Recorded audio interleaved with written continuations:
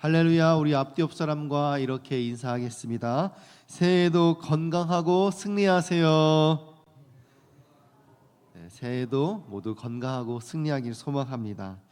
오늘은 사무엘하 9장 말씀을 통해서 왕의 식탁으로의 초대라는 제목으로 하나님 말씀을 함께 나누겠습니다. 저는 매주 금요일마다 여러분과 함께 사무엘하 말씀을 지금 살펴보고 있습니다.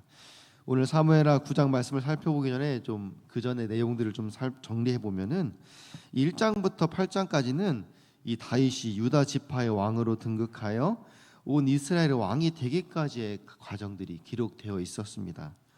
사울과 요나단이 전쟁에서 전사한 후 다윗은 먼저 유다 지파의 왕이 되었고 사울의 아들 이스보셋은 나머지 지파들의 왕이 되었습니다.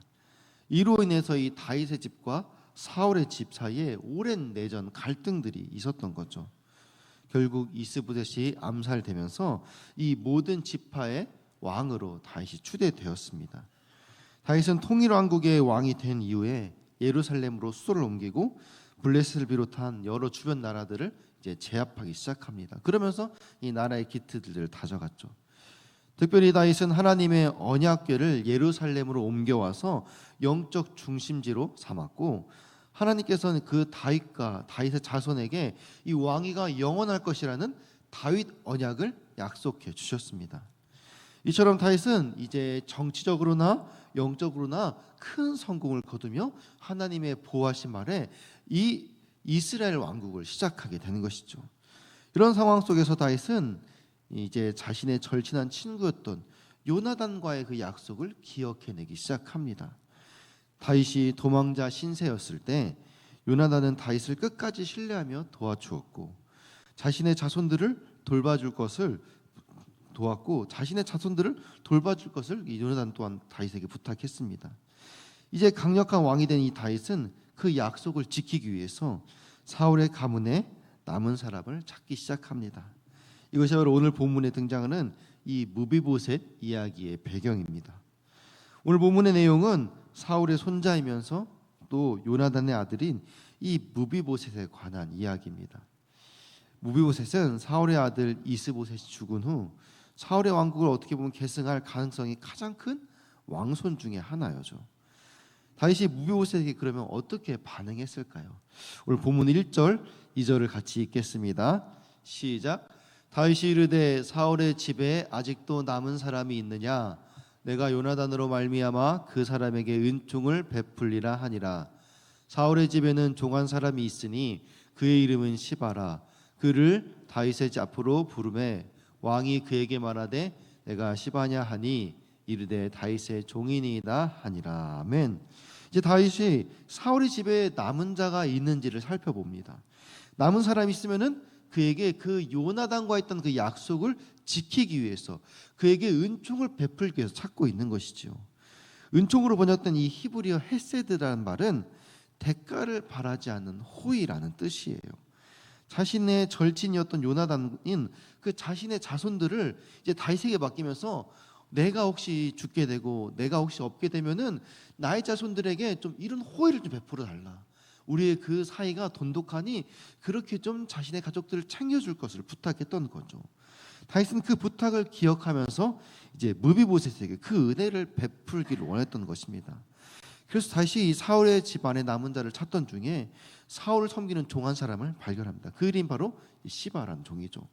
그는 자신이 왜 소환됐는지 몰랐기 때문에 이 지금 다윗이 그 이 사울의 집안을 찾고 있으니까 내가 이제 그 사울의 집안인 걸 알게 되면은 나를 죽일 수도 있겠구나라고 생각해서 이제 다윗에게 납작 엎드려서 뭐 되게 물어보지도 않았는데 넌 누구냐라고 물어보니까 나는 당신의 종입니다라고 이렇게 말을 하는 거죠.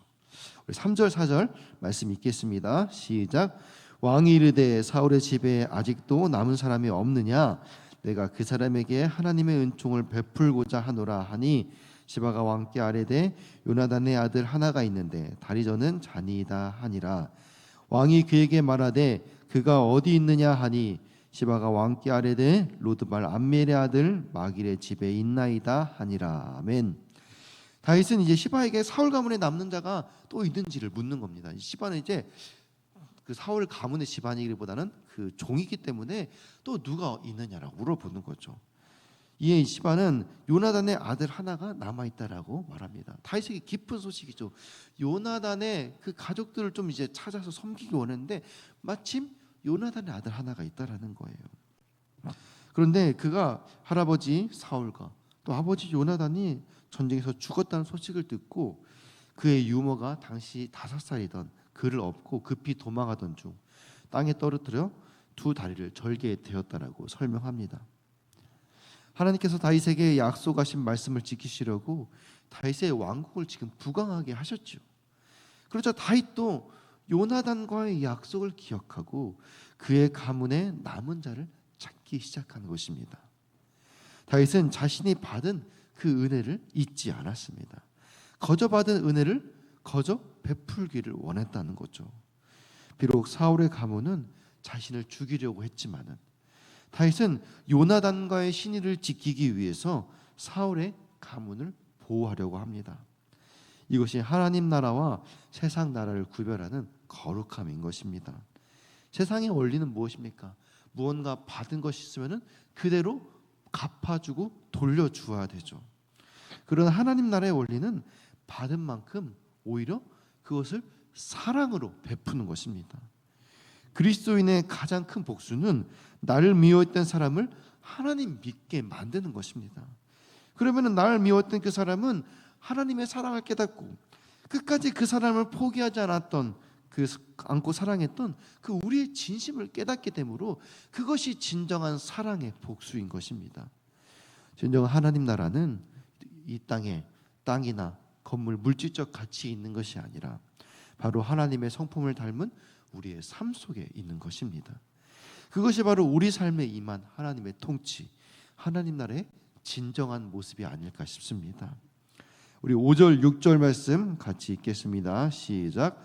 다윗 왕이 사람을 보내어 로드발 암미엘의 아들 마길의 집에서 그를 데려오니 사울의 손자 요나단의 아들 무비보셋이 다윗에게 나와 그 앞에 엎드려 절하매 다윗이 이르되 무비보셋이여 하니 그가 이르기를 보소서 당신의 종이니이다. 아멘. 다윗이 이제 사람을 보내어 무비보셋을 데려왔습니다. 무비보셋은 다윗 왕 앞에 엎드려서 얼굴을 땅에 대고 절을 합니다. 이전에 다윗이 사울에게 그렇게 절했던 거죠. 그런데 이제는 상황이 역전되어서 사울의 손자가 다윗 왕 앞에 나와 그렇게 절을 하는 것입니다. 다윗이 사울에게 절할 때 사울은 어떻게 반응했습니까? 다윗이 지금 자기의 왕위를 노린다고 생각해서 시기하여서 그에게 창을 던졌습니다. 그러나 사울의 손자 무비보셋이 다윗 왕에게 엎드려 절할 때는 다윗은 그에게 이름을 불러 주었습니다. 사실 처음에 그 사울의 가문을 섬겼던 종 시바가 이 무비보셋을 소개할 때는 무비보셋이라는 이름을 불러주지 않았어요. 그냥 다리 저는 사람 하나가 있습니다라고 소개했죠. 그런데 다윗은 무비보셋이여 하니 무비보셋의 이름을 불러주는 것이죠. 다윗이 그의 이름을 부르자 시바가 다윗을 두려워했던 것처럼 이 무비보셋도 혹시 다윗 왕이 지금 나를 죽이려는 것은 아닐까 하는 두려움에 나는 당신의 종이니이다라고 그렇게 또 대답하는 것입니다. 그의 다윗은 어떻게 반응합니까? 우리 7절에서 8절을 같이 읽겠습니다. 시작. 다윗이 그에게 이르되 무서워하지 말라. 내가 반드시 내 아버지 요나단으로 말미암아 내게 은총을 베풀리라. 내가 내 할아버지 사울의 모든 밭을 다 내게 도로 주겠고 또 너는 항상 내 상에서 떡을 먹을지니라 하니 그가 절하여 이르되 이 종이 무엇이기에 왕께서 죽은 개 같은 나를 돌아보시나이까 하니라. 아멘. 다윗은 이 무비보셋의 마음속에 있는 큰 두려움이 있다는 것을 알고 두려워하지 말라고 안심시킵니다. 그리고 자신이 이 무비보셋을 부른 이유가 무엇인지 설명하는 거죠. 내가 너의 아버지와 사실 굉장히 가까운 친구 사이였다. 그런데 내가 그 너의 아버지와 그 약속한 것이 있는데 그것을 지키기 위해서 지금 너를 불렀노라라고 설명하는 거죠. 자신은 요나단과의 가족에게 대가를 바라지 않고 끝까지 호의를 베풀 것을 다짐했다라고 말합니다. 그러면서 이제 두 가지를 약속합니다. 첫 번째는 사울의 밭을 모두 무이보셋에게 돌려주는 것이고, 또 다른 하나는 왕의 상에서 함께 식사하는 것을 약속합니다. 왕의 상에서 함께 식사한다라는 것은 왕자와 같은 대우를 해주겠다라는 것이에요. 이에 무이보셋은 감격하여서 자신을 죽은 개라고 부르면서 다윗의 은혜에 감사를 표현합니다. 이스라엘 문화에서는 이 개라는 것이 사람이 먹다 남은 부스러기를 먹는 아무 쓸모없는 존재와 같다라는 그런 관용적인 표현으로 많이 사용됩니다. 그런데 이 개보다도 못한 죽은 개라는 것은 자신의 존재를 이 동물 이하로 경멸하면서 그 겸손의 표현을 하는 것입니다. 다윗은 이처럼 약속을 지키기 위해서 끝까지 노력했습니다. 자신의 모든 권력을 동원해서 무비보셋을 찾아내었고, 또 그리고 자기가 사울의 땅을 차지하여 이득을 취할 수 있었음에도 마치 요나단을 대하듯 무비보셋에게 그것을 모두 다 내어준 것입니다. 그 일이 얼마나 힘든 일이며 얼마나 큰 사랑인지를 알았기 때문에 무비보셋은 자신의 존재를 가장 낮추어서 다윗의 호의에 감사를 표현한 것입니다. 주님의 은혜를 망각하고 떠난 우리를 끝까지 포기하지 않고 다시 회복시키시는 그 하나님의 사랑처럼 다윗도 끝까지 사랑하기 위해 자기의 모든 권력을 다 동원해서 무비보셋을 찾아내고 또 그렇게 베풀어 준 것입니다. 우리도 그 사랑을 기억하고 그렇게 받은 은혜대로 그 사랑의 크기를 재지 않고 우리에게 맡겨진 영혼에게 온전히 다 쏟아낼 수 있는 그런 넉넉한 사랑의 전달자들이 다 되기를 소망합니다. 우리 마지막으로 9절에서 13절 말씀 함께 읽겠습니다. 시작. 왕이 사울의 시종 시바를 불러 그에게 이르되 사울과 그의 온 집에 속한 것은 내가 다 내 주인의 아들에게 주었노니 너와 내 아들들과 내 종들은 그를 위하여 땅을 갈고 거두어 내 주인의 아들에게 양식을 대주어 먹게 하라. 그러나 내 주인의 아들 무비보셋은 항상 내 상에서 떡을 먹으리라 하니라. 시바는 아들이 15명이요 종이 20명이라. 시바가 왕께 아뢰되 내 주 왕께서 모든 일을 종에게 명령하신 대로 종이 중행하겠나이다 하니라. 무비보셋은 왕자 중 하나처럼 왕의 상에서 먹으리라. 무비보셋에게 어린 아들 하나가 있으니 이름은 미가더라.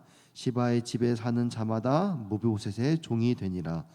무비보셋이 항상 왕의 상에서 먹음으로 예루살렘에 사니라. 그는 두 발을 다 절더라. 아멘.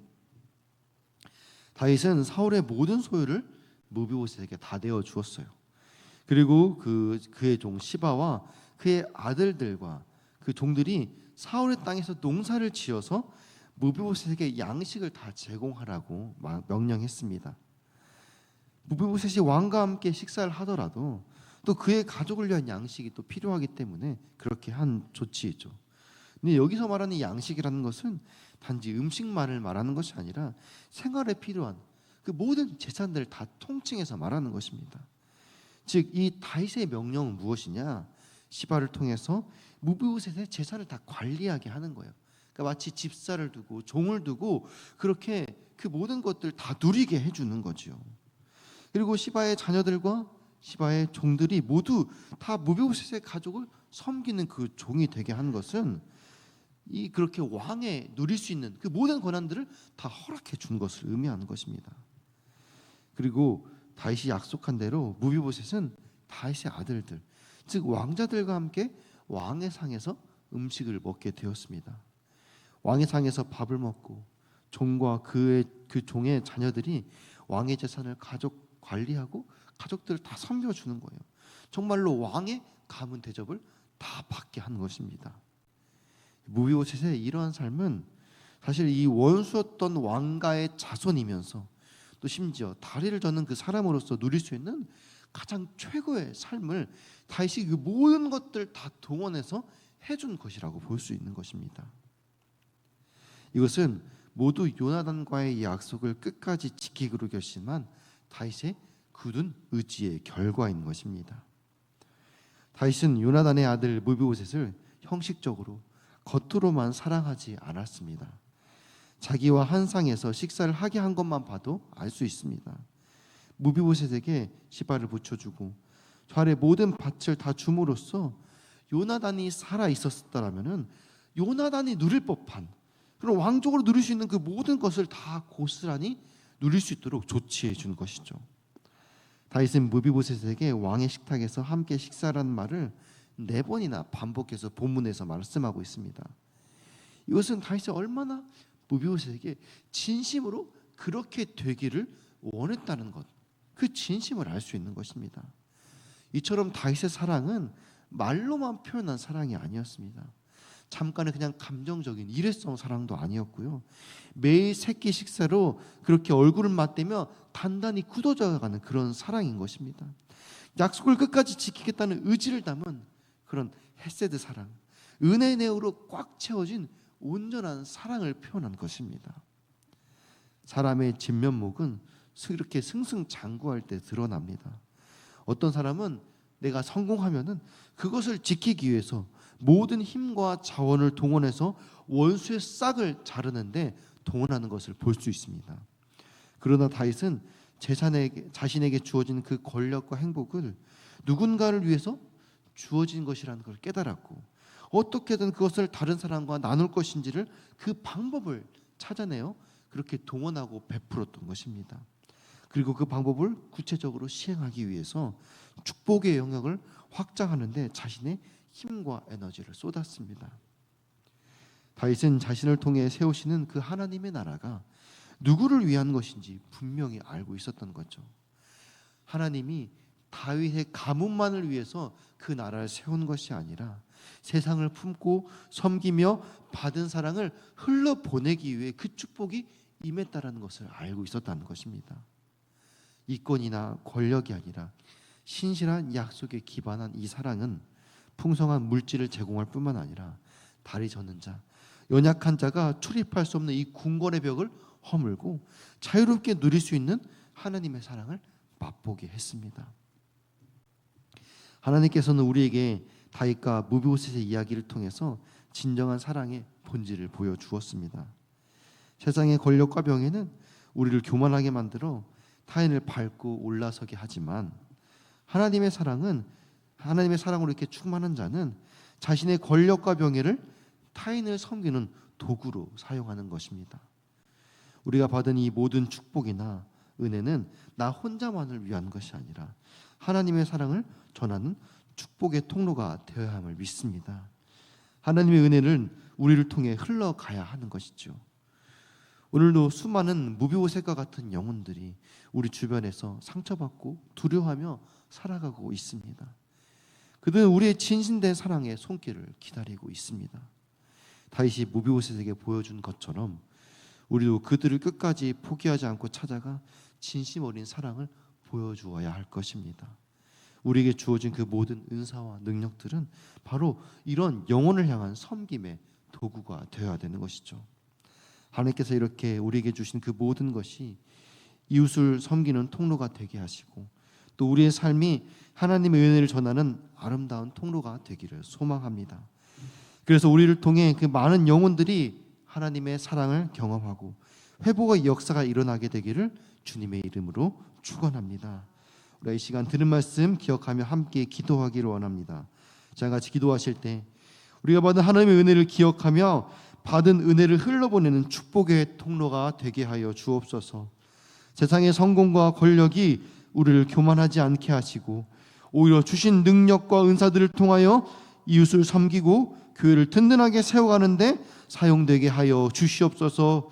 우리 둔촌동 성전부지 그린벨 대지가 하나님의 때와 방법으로 열어주시도록 또 우리에게 허락하신 올림픽파크 포레온 그 12,032세대 4만 명의 영혼에게 복음 전하는 사명을 잘 감당한 우리 교회가 되게 하여 주시옵소서. 2025년도에도 하나님의 풍성한 은혜를 누리고 전하는 우리 교회, 우리 가정, 나의 일터, 나의 삶이 되게 하여 주옵소서. 또 우리 교회에 몸과 마음으로 고통받는 성도님들 계십니다. 치유하여 주시고 그들 돌보는 가족들 위로하여 주옵소서. 힘든 상황 속에서 믿음 잃지 않도록 붙잡아 주시옵소서. 우리 각자의 기도 제목을 위하여서 사랑하는 주님 이름 3번 부르고 함께 기도하며 나아가겠습니다. 주여